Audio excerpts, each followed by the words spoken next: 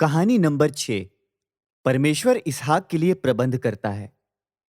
जब अब्राहम बहुत बूढ़ा हो गया था तब उसका पुत्र इसहाक एक पुरुष की आयु का हो गया था। इसलिए अब्राहम ने अपने सेवक को अपने पुत्र इसहाक के लिए उस देश से एक पत्नी लाने के लिए भेजा जहां उसके रिश्तेदार रहते थे।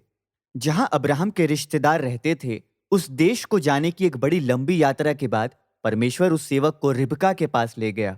वह अब्राहम के भाई की पोती थी।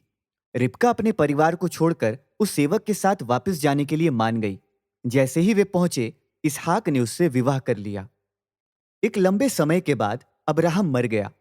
तब परमेश्वर ने अब्राहम के पुत्र इसहाक को अब्राहम के साथ बांधी गई वाचा की वजह से आशीष दी। उस वाचा में परमेश्वर की एक प्रतिज्ञा थी कि अब्राहम के अनगिनत वंशज होंगे, परंतु इसहाक की पत्नी रिबका की संतान उत्पन्न नहीं हुई। इसहाक ने रिबका के लिए प्रार्थना की और परमेश्वर ने उसे जुड़वा बच्चों का गर्भ धारण करने में सक्षम किया। जिस समय वे बच्चे रिबका के गर्भ में ही थे, वे आपस में लड़ने लगे। इसलिए जो कुछ हो रहा था, रिबका ने वह परमेश्वर को बता दिया।